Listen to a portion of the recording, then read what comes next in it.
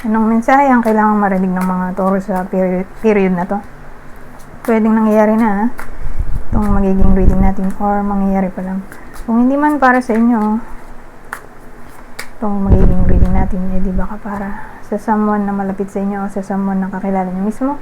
Baka may lumabas na gender, mamaya gawin nyo na lang energy, masculine at feminine energy. Pwede rin naman na huwag nyo nang pansinin ang gender. Hindi ko masasabi kung anong magiging reading ko, positive ba o negative, depende sa kung anong mapipick up kong energy. Walang masama kung papanurin ang sun, moon at rising sign kasi makalin man sa mga yan ay mag-resonate na sa sitwasyon nyo. So ang bida natin ay babae, pwede rin lalaki kung introvert siya.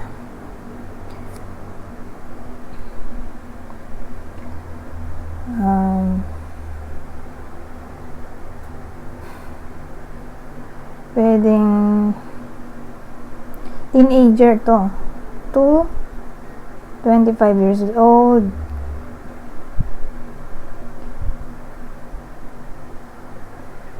Pero malaki ang chance na sa kakilala nyo to tama.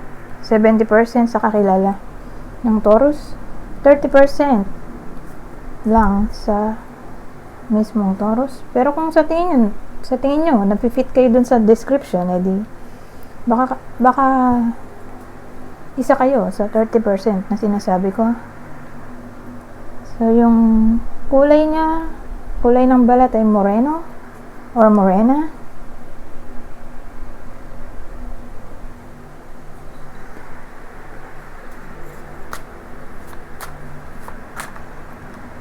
Ayan, moreno, morena.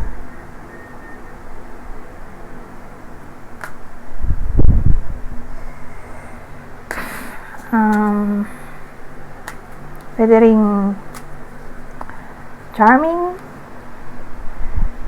happy-go-lucky, humorous, playful, or may impulsive, dramatic, kinda immature. Anyways, dito na tayo sa Ace of Pentacles. So, meron tayo ditong Ace of Pentacles, Page of Wands at 3 of Swords. Ano tong Ace of Pentacles?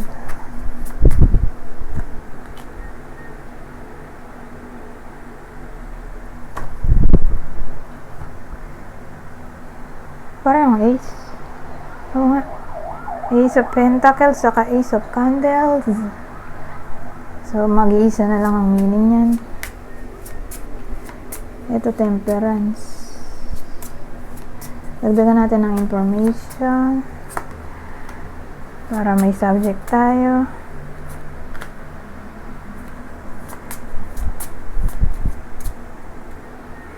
Pero sa case na to, di ba sabi ko kanina, babae, di ba?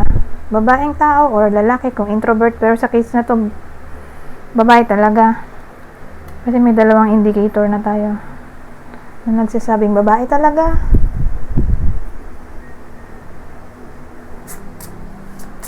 Babaeng tao.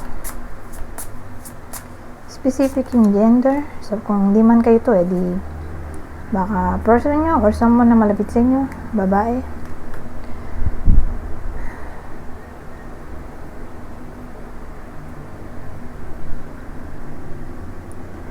Kasi ang dating may kapatid yung iba sa inyo, mas bata sa kanila, kapatid na mas bata, let's say may bibigay siya rito regalo, or kung di man libre, baka may dahilan kung bakit niya ginawa. Let's say peace offering, kung nagkaroon man ng away or di pagkakasundo, pag hindi napagkaunawaan, so peace offering.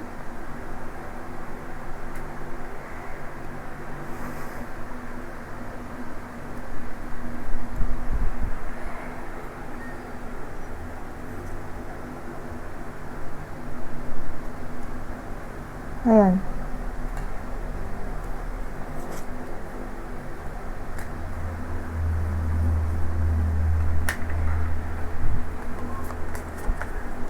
Whether nangyayari na to o mangyayari pa lang. Pero magbibigay yung kapatid na mas bata or bunso siguro ng peace offering, regalo.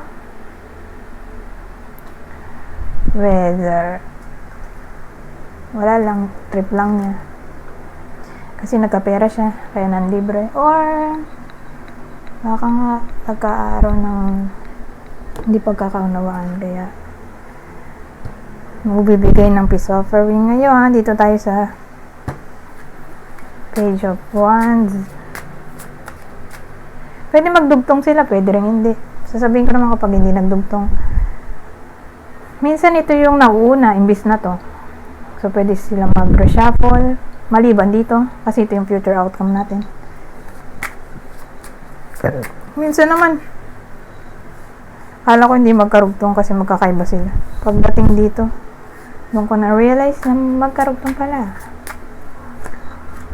Ay, dito pala tayo.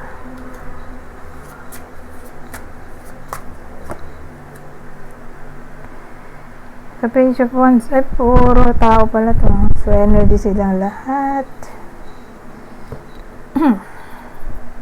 Page of Wands, Queen of Swords, Swords, at Empress.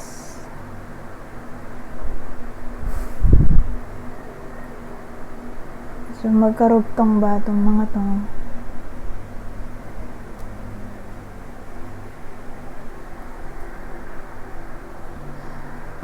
So ang dating sa akin,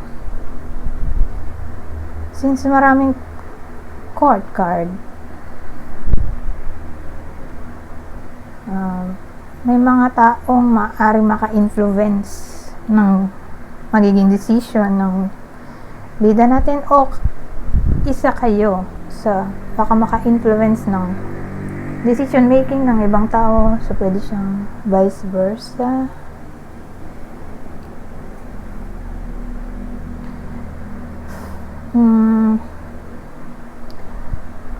Ibang case, may mga problemang hindi nyo kayang solusyonan mag-isa, kailangan nyo ng tulong ng ibang tao.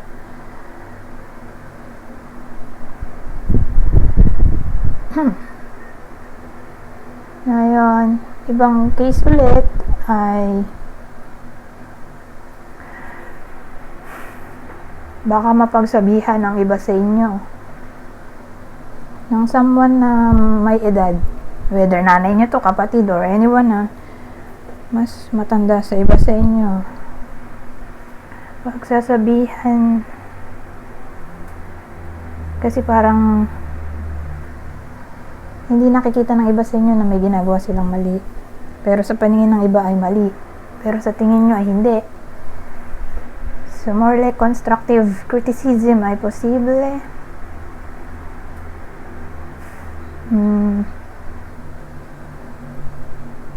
Ngayon, may mga gustong gawin ang iba sa inyo, pero for some reason hindi daw pwede. Bakit? Kasi kailangan daw maging practical sa panahon ngayon.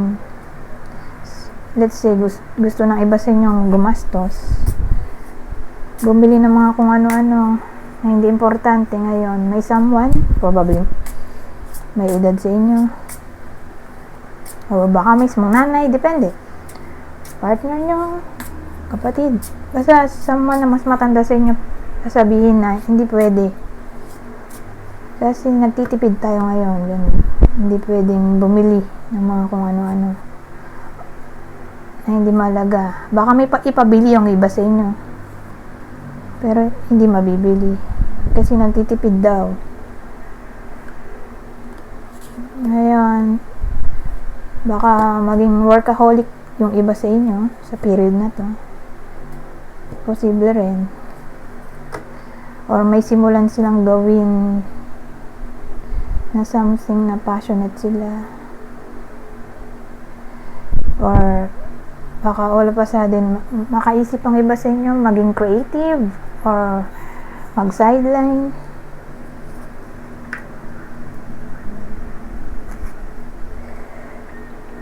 Ngayon, hindi ko sure kung nagdugtong ba yung kwento, parang hindi. Eto, Three of Swords pala to. Ano tong Three of Swords?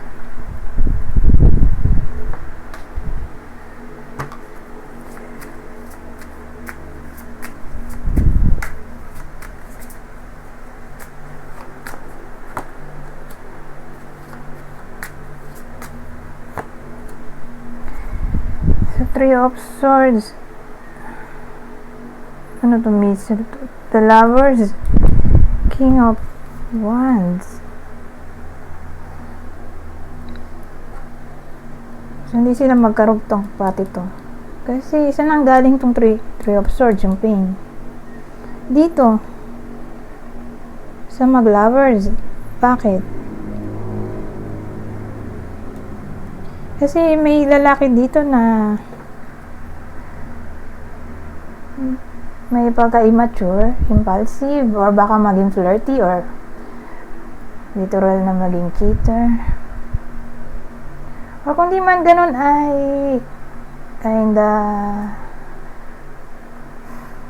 abusive or laging mainit ang ulo. So, yung pain ay nagmula sa karelasyon, in short. May tendency na ganoon. So, love issues to. Ang may problema ay lalaki. Lalaking tao or babae kung extrovert. So, sa kanya nanggaling yung pain. Dito. So, again, ang tatamaan ay magkarelasyon lang or anyone na malapit sa inyo na may karelasyon. Or parents.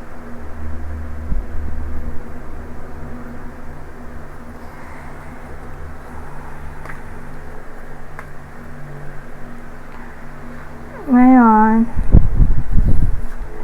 since rumble yun, hindi sila nagdugtong yung mga kwento. Dito na tayo agad sa susunod na deck.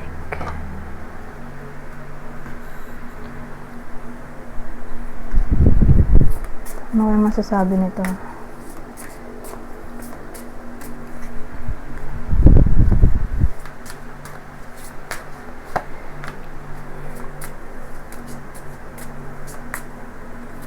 Dito, love.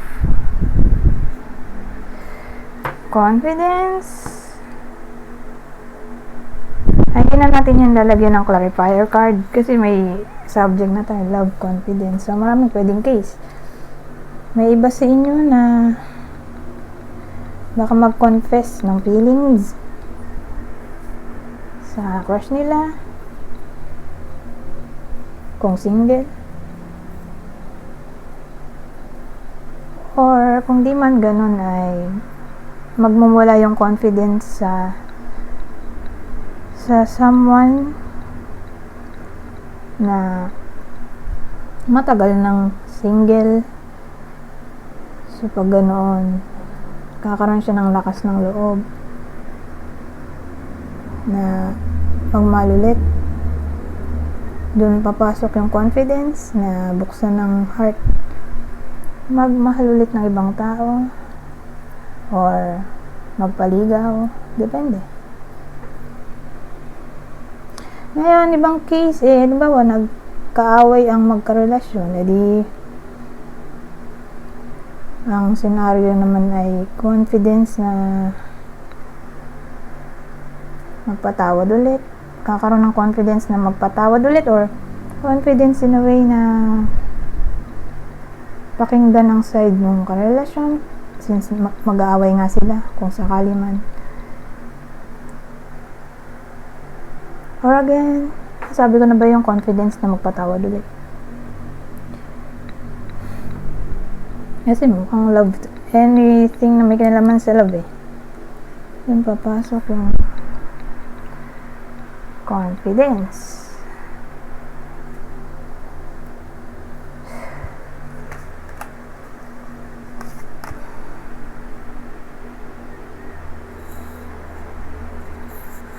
Confidence makipagkita sa crush. Confidence na.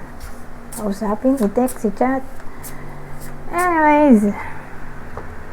Ito naman tayo sa susunod.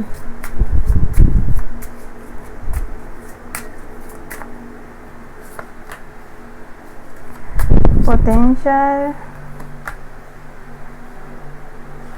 gratitude. Hindi ko maintindihan kaya maglalagay tayo ng clarifier.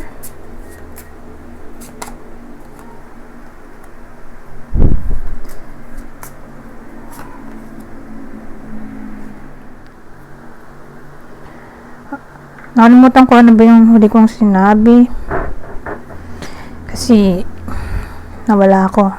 May tumawag kasi sa akin pero since di ko na nga maalala, ulitin na lang natin kung sakaling nagsimula na ako. So meron tayo ditong potential gratitude,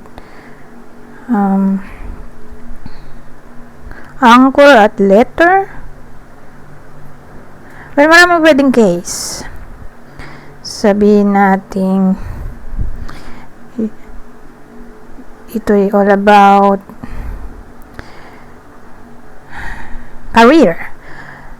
Nag-apply yung iba sa inyo, makaka-receive sila ng message na for interview daw sila or tanggap na. Ngayon, pwede rin tong promotion. Nasaan nga ba yung eyeglasses ko? Saan ko na ipatong? Labo pa naman ang mata ko. Kaya lang, nagsimula na ako dito sa video. Ayan, no?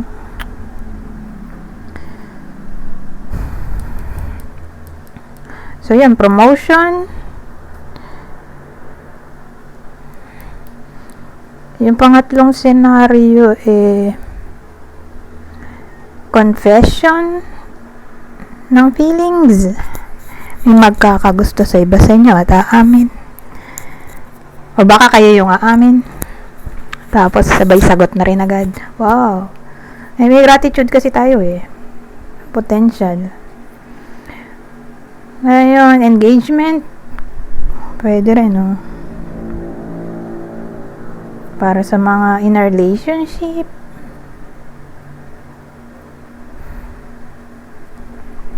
So, okay, makakatanggap ang iba sa inyo ng message.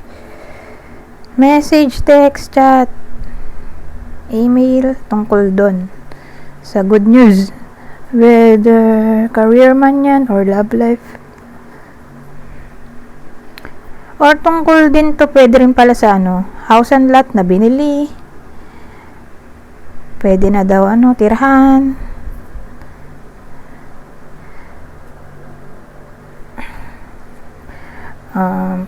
Pwede rin tong sa career, diba? Let's say, naglakad yung iba sa inyo ng application. Sabihin natin salary loan.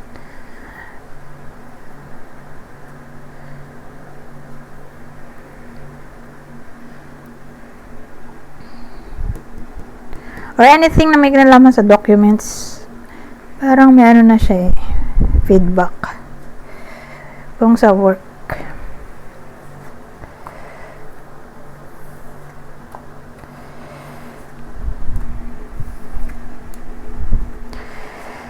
Ngayon.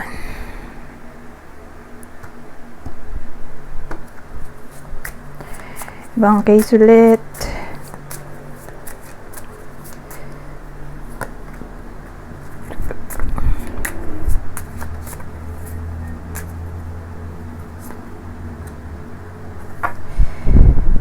Peace. Education. So, ito na ba yung subject natin?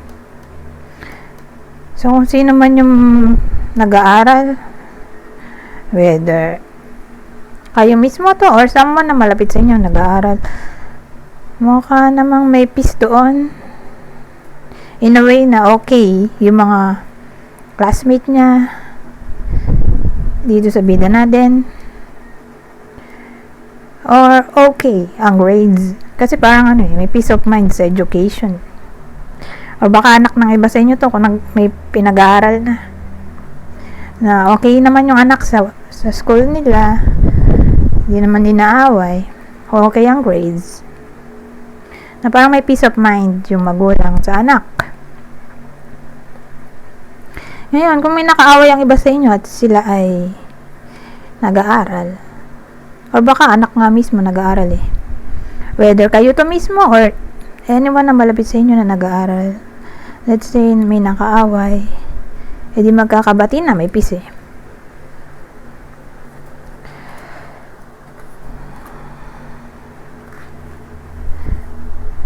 So, ilan na ba to? 1, 2, 3.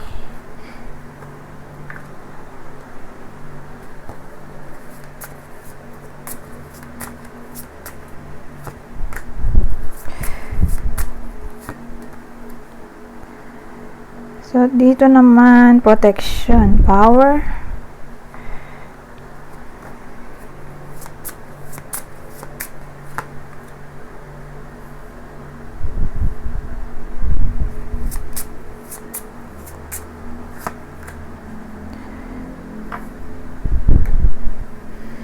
Protection power. Merong stork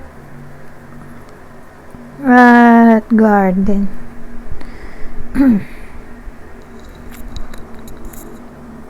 So, tungkol saan to? Pwedeng networking, protection power, networking, ano yun? Ba yun naisip ko? Business ba to? Networking. O sige, sabihin na rin natin business, although wala naman talaga. Pero nasabi ko. Networking, business.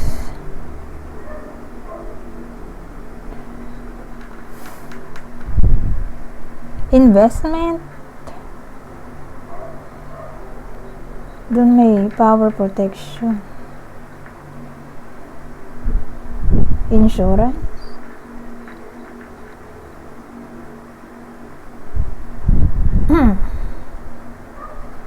Or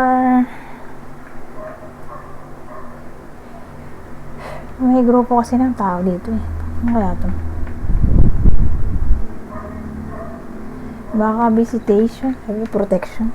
Kailangan protection power.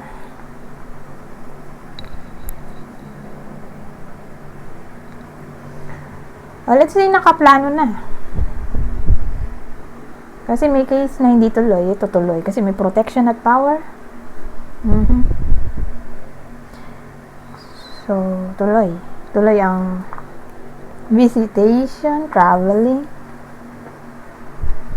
migration, relocation.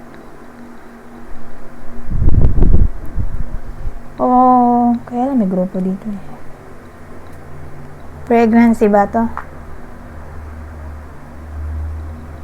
Kaya na may grupo nga.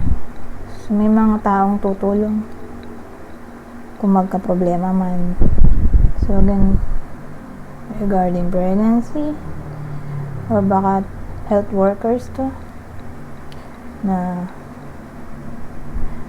tutulong i-survive ang baby. Let's say, ka-problema man. Promotion! Pwede rin dito protection power in a way na laban to sa mga inggitera or backstabber na maaring makaudlot sa promotion. Sabi dito, don't worry, may power. So, power ng divine, protektado kayo ng universe. Kaya tuloy na tuloy kung promotion ng topic.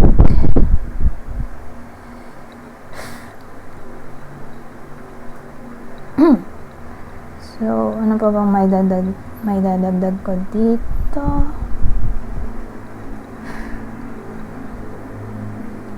Promotion, recovery.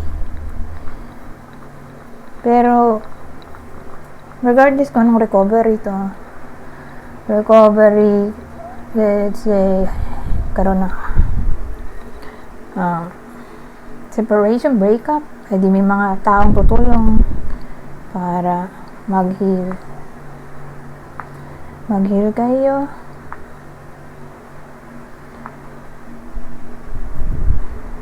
Na bankrupt or binaisip ko na bankrupt,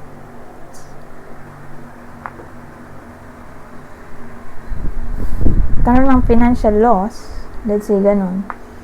So again, may mga taong tutulong.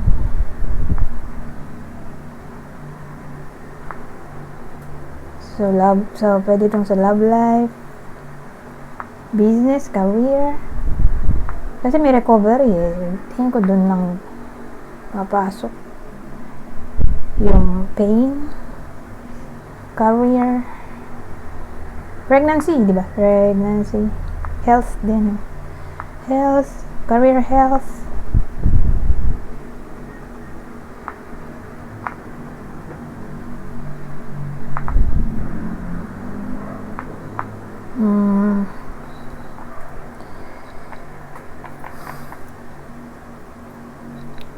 Or anything na parang hinihintay ng iba sa inyo na dumating. Mukhang darating naman. Don't worry.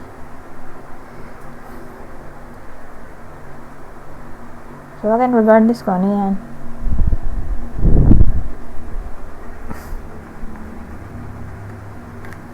Lalo kung marami.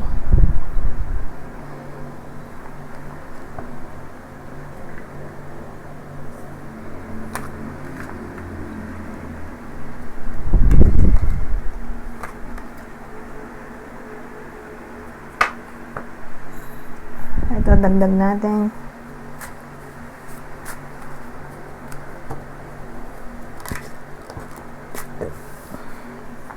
Ibang senaryo. Aha, 3 of Swords na naman. Ba't kaya naging nandito itong 3 of Swords natin? Naging 4.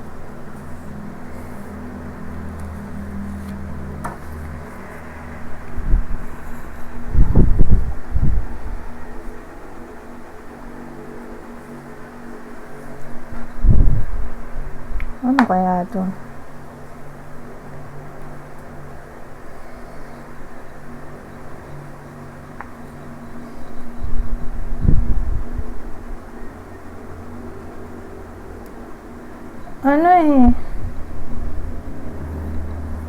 Love issues kasi ito. Probably cheating. Or romance, breakup, na-disappoint. Ito, distraction, temptation. So baka yung iba sa inyo ay maka-encounter ng love issues. Specifically cheating. Huwag naman sana. Pero applicable lang to sa mga in a relationship. Malamang. So ito yung possible partner. Beware. Habang di pa nangyayari. Pag-ingatan na ang partner. Kasi dito tayo magkakaproblema Saka to. Parang, ito kasi romance. Ito maraming maraming gusto. Diba? Multiple option nga to kung nakaganito. Pero kahit nakaganito, sabi dito, desire, lust, vanity, wrath, temptation, distraction, disarray. Katabi niya to. So, kung dito cheating ay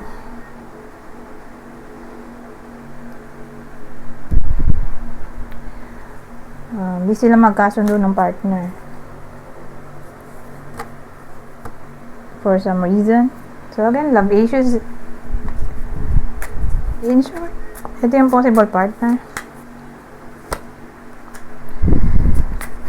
na maaaring tamaan ng reading na to. So partner muna tayo ng Taurus, Scorpio, Aries, Libra, ngayon, kung di man para sa inyo itong reading, di ba ka para sa someone na malapit sa inyo, kakilala o idol, ito ang possible zodiac sa inyo. Capricorn, Pisces ulit.